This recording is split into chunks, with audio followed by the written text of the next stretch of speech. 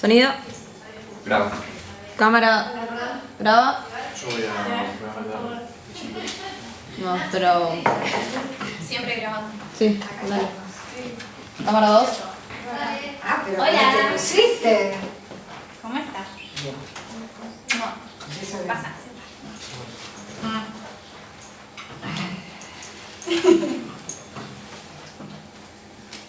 Bueno, arranca.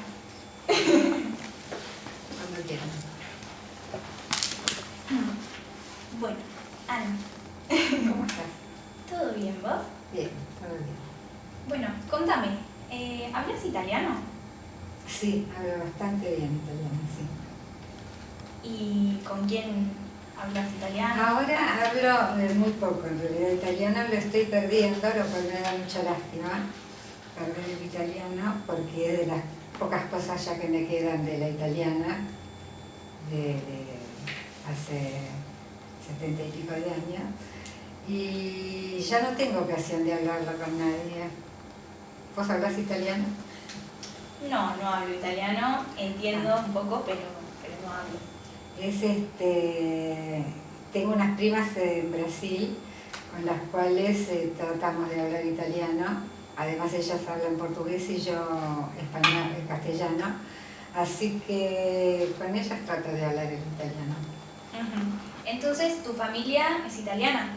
Mi familia es italiana, sí, nacimos todos en Italia. Sí. Nacieron todos en Italia, vos Sí, también. sí. ¿Y cómo era esa convivencia en Italia? ¿Actualmente? No, en Italia, ¿cómo era esa convivencia? ¿Cómo era la convivencia en Italia de Sí. mi familia? Sí. Yo en realidad viví en Italia hasta los 5 años. Después nos vinimos a América.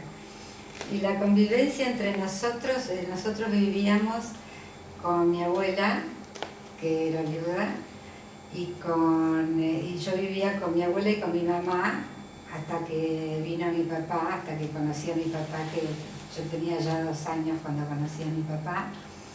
Y vivíamos, mi papá estudiaba, mi papá era militar, dejó la carrera militar, se puso a estudiar ciencias económicas y vivíamos entre Roma y Bari, que es la ciudad donde nací.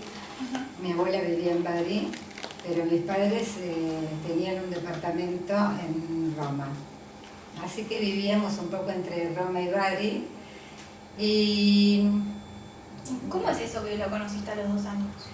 porque mi padre estaba peleando en la guerra, yo nací en el 41, durante la Segunda Guerra, y mi padre había sido ya destinado, como militar que era, había sido destinado a un frente a pelear, así que mi mamá había quedado embarazada y yo nací cuando mi papá estaba afuera peleando. Ajá, y entonces regresó cuando tenías 2 años. Y yo lo ¿Y conocí. vos tenés algún recuerdo? ¿Cómo viviste eso que conocer a tu padre? Pues... Tengo más recuerdos de lo que me contaron después, de cuando mi papá llegó a casa. Tengo un recuerdo borroso de haber visto a alguien más bien feo y Sí. que ingresaba en una casa donde vivíamos 3 mujeres. Yo ocupaba la cama con mi mamá, por ejemplo, dormía con mi mamá, y apareció este señor más bien barbudo y lastimado, y no era muy lindo así no me parecía lindo de aspecto en mi recuerdo, ¿no? Era muy hermoso, pero en ese momento me acuerdo de alguien feo. Y el recuerdo que sí tengo es de que la molestia que me había causado que este señor ocupara mi lugar en la cama. Ajá. Como que era algo raro, que alguien desde afuera ¿Era alguien que se había metido en tu casa? se había metido en mi casa, no solo en mi casa, sino que... Y después me contaba mi madre que yo dormí mucho tiempo entre ellos, porque no lograban sacarme, yo tenía 2 años, no lograban sacarme de ese lugar. Pues yo creía que era mi lugar ese, porque venía este personaje de afuera sin conocerlo ni nada, ¿no? ¿Y sentís que te quedó un poco esa imagen de tu padre? No, no creo. ¿Fue algo de tu niñez?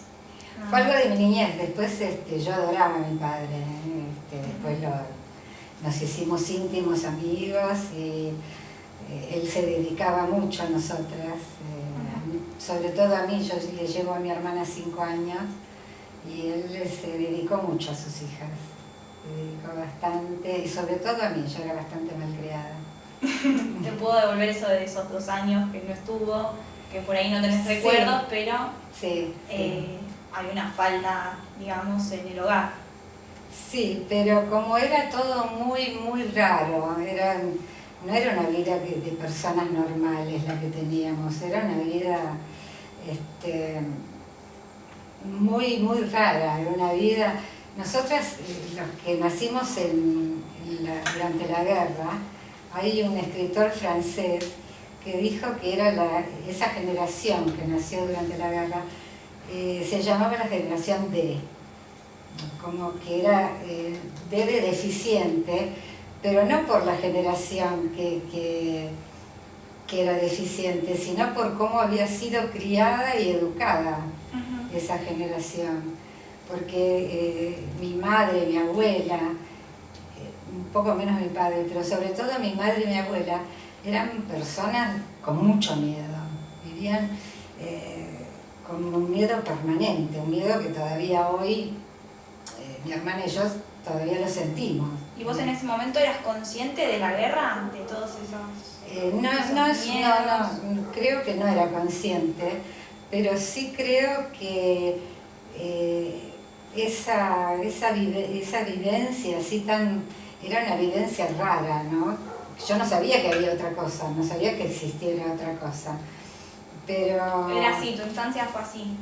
Mi infancia hasta los 5 años fue así. ¿Y cómo era, por ejemplo, un día en tu infancia? Algo a lo que estabas tal vez acostumbrada. Sí, esta gente, mi madre y mi abuela, que vivían con la muerte al lado, o sea, tenían la guerra en la cocina, porque